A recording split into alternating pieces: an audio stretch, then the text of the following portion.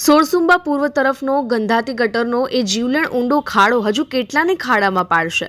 Umargam આરઓબીના service road કિનારે સોળસુંબા પૂર્વ દિશા તરફથી આવતું ગટરનું પાણીનો ઊંડો ખાડો છે। આ ગંધાતી ગટરનો ખાડો રાહદારીઓ તેમજ વાહન ચાલકો માટે જોખમી પુરવાર થઈ રહ્યો છે। છાશવારે આ ખાડામાં રાહદારીઓ તેમજ વાહનો પડવાની ઘટના પ્રકાશમાં આવી છે। આ ખાડા પર ચેમ્બર જેવું બાંધકામ પણ કોઈ કરવા તૈયાર નથી।